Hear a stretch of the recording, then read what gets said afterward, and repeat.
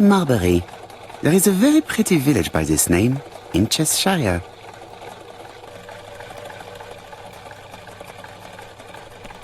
I've been going past this modest guest house for so long. I would never have thought that the A.B.C. case would lead me here.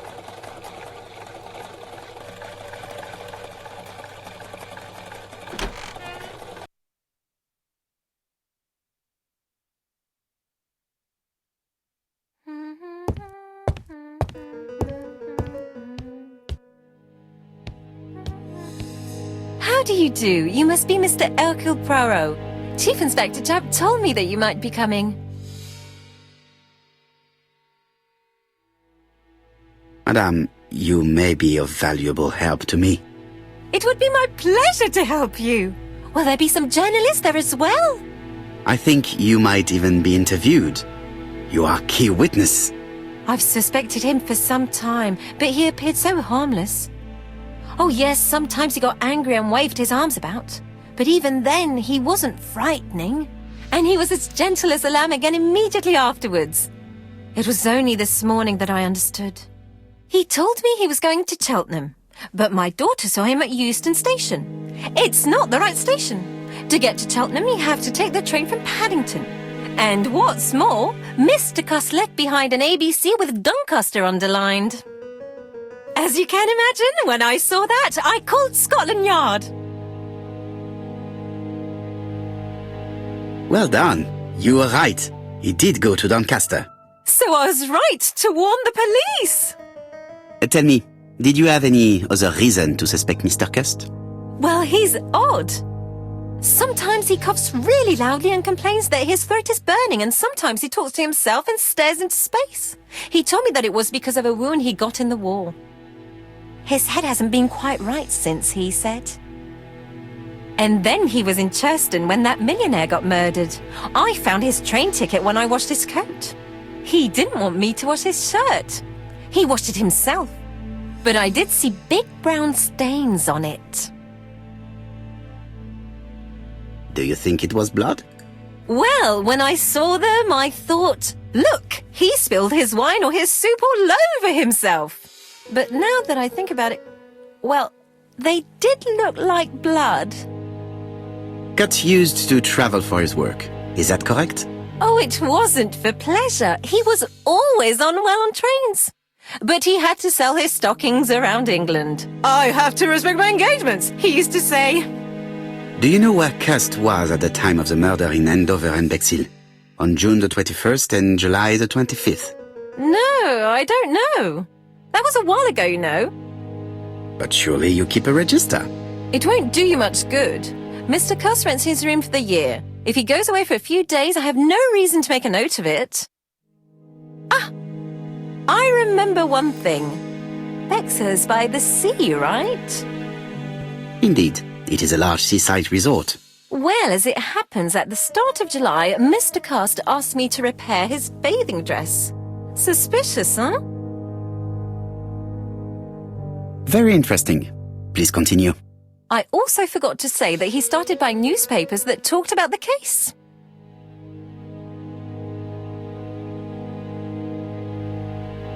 When did he start buying the newspapers? Let's see. I think it was just after the millionaire's murder in Churston. He didn't seem all that interested before that. That will be all for now. I'm going to take a look at his room. Take the key on the counter.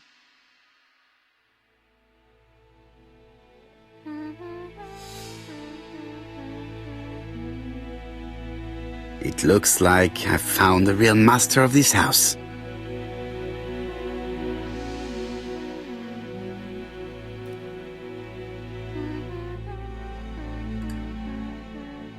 There is no need to worry about the household cat. I'm sure that Mrs. Marbury lets it do what it pleases.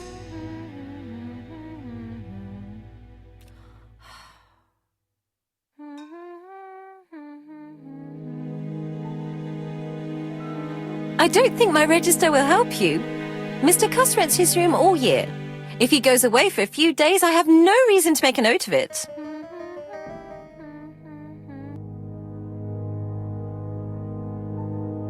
The truth is becoming apparent. and I have something to say to Mrs. Marbury.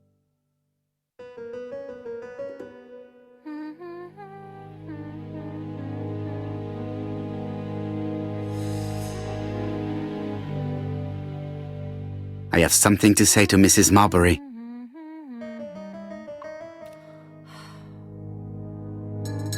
This woman appears to be in a good mood.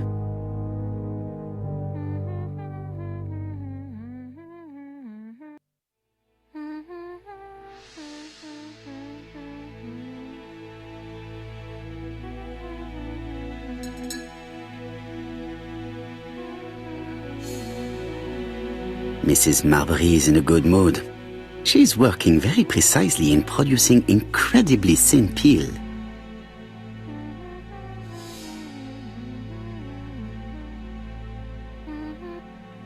Mrs. Marbury, if I am to believe the register, you rented room 306 to a certain Mr. Fishman on the day of the Bexhill murder.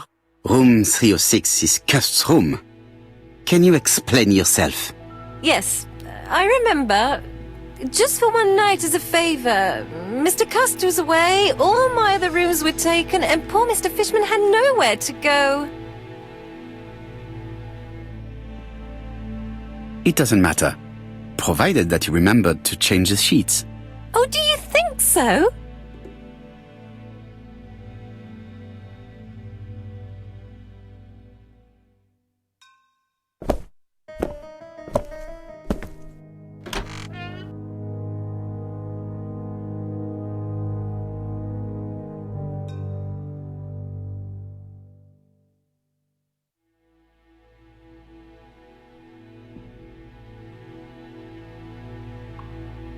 This dark stain.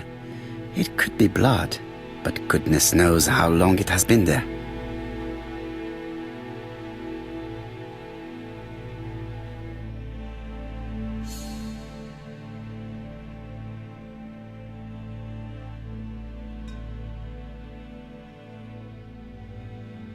Laudanum Cameron's Chemists.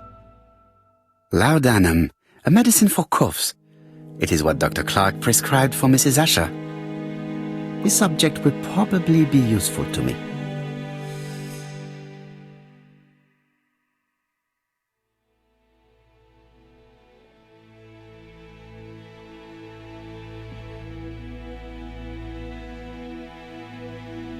Diethyl barbituric acid, Johnson Company. I know this medicine. It is a powerful sedative. This subject will probably be useful to me.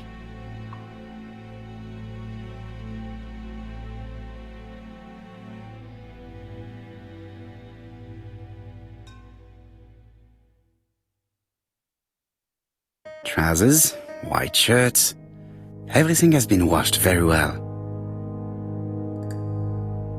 The Bexhill Daily paper, dated from the day of the Bexhill murder. Most probably the bathing dress repaired by Mrs. Marbury's expert hands. All the main articles referring to the A.B.C. case are here, from the Churston murder onwards. Nothing before that date.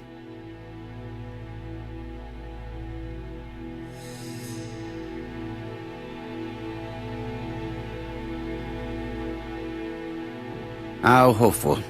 This place is a real mess.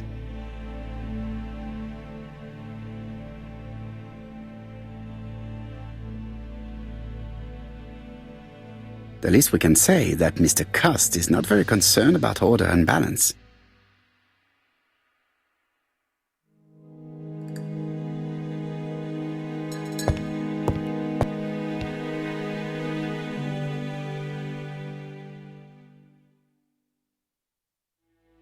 John Milligan, Managing Director, Silky Legs, Frederick Street, Leicester. To A.B. Cust, Marbury's Guest House, 1935, May the 21st. Dear Sir, further to our letters dated 5th and 10th of the month, we confirm we are you as door-to-door salesman, according to the conditions stated in our previous letters. We will send you the articles by mail and also a Redfield typewriter you will be using for every business letter. Regarding the schedule of your rounds, please do as following. June 21, Andover. Arrive by train the 20th in the evening and get a room at Station Hotel. Start your turn in the north part of the town. This letter establishes that Cust went to Andover, but the ink has hidden the destinations of his other trips. I know from Mrs. Marbury that he went to Churston. I just have to show that he went to Bexhill, and I will have proved that he was present at all the crime scenes.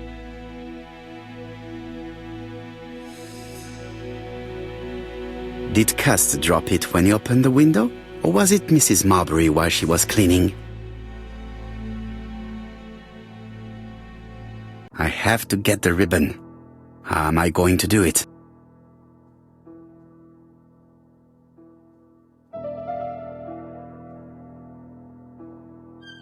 The left-hand heel has been removed.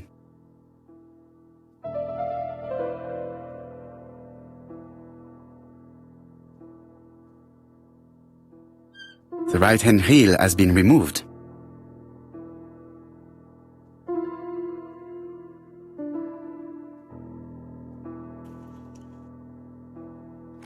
And here is the ribbon. Let us see if it was indeed used to write the letters sent by A.B.C. I only need the ink ribbon for my inquiry. I will let Jack clean the keyboard if he wishes. All the letters announcing the murders were written on Cust's typewriter.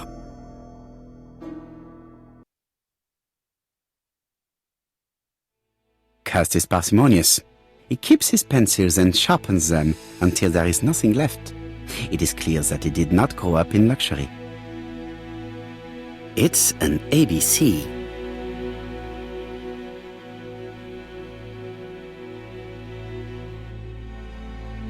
A long-bladed knife. A murderer's weapon. This object would probably be useful to me.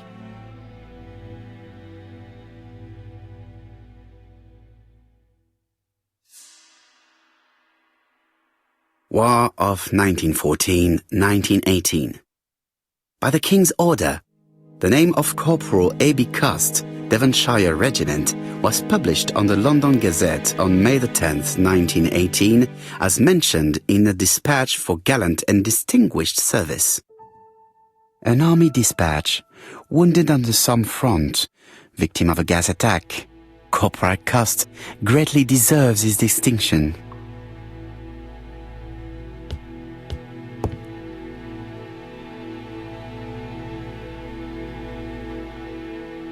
A.B.C. guides, enough to sign about a dozen murders.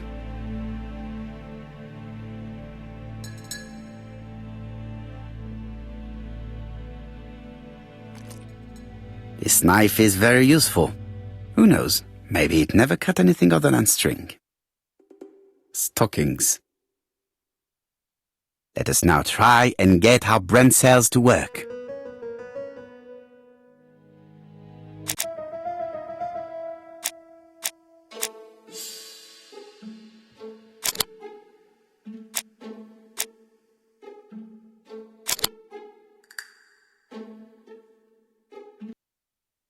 The register shows that Cust did not sleep at the guest house on the day of the murder.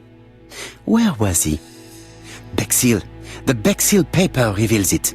Cust bought this newspaper in Bexhill on July the 25th. No use continuing the inspection of this room. I've seen all there is to see.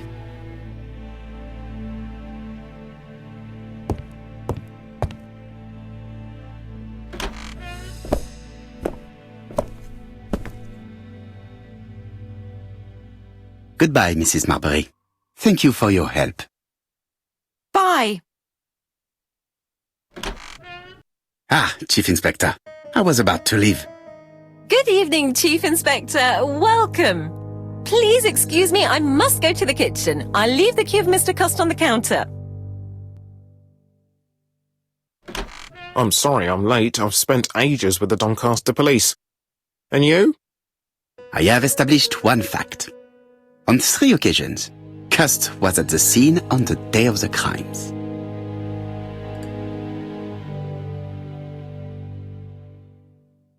I had best talk to Jap. I've listened closely to what you have to say, Poirot. For me, there's no doubt Cust is guilty. Do you have any element that might prove the contrary? That is what we're going to look for.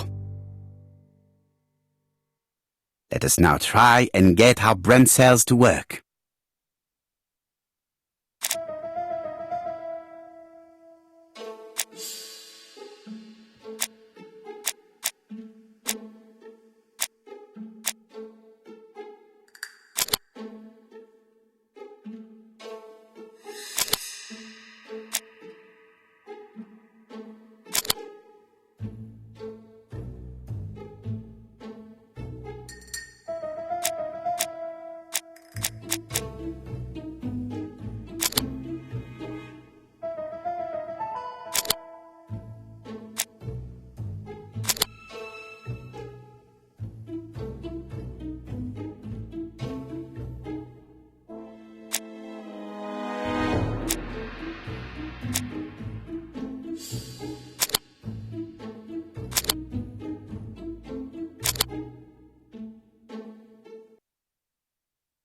The evidence against Cust is overwhelming. His presence at the scenes, the knife, the blood-stained shirt, the A.B.C's in a box.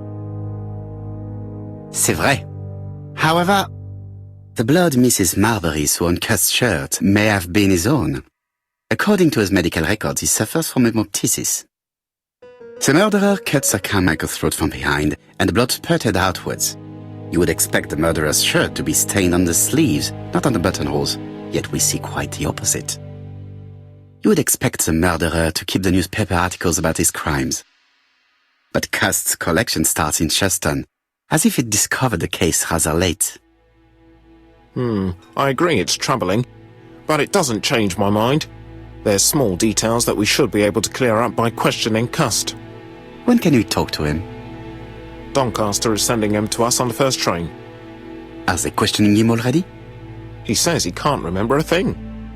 It's plausible. Doctors say he suffers from absences and amnesia. Mrs. Marbury has confirmed this. He may have done the murders in an altered state. A familiar situation. It's not enough to clear his name. Dr. Thompson insisted that even if you don't know what you're doing, you never commit a murder without wanting to. Très intéressant. I shall remember that. Right. I'll go and examine the suspect's room. Chief Inspector, I took the liberty of removing a few clues to examinatum. All right, we'll discuss them tomorrow. In the meantime, I'm going to see if you've missed something.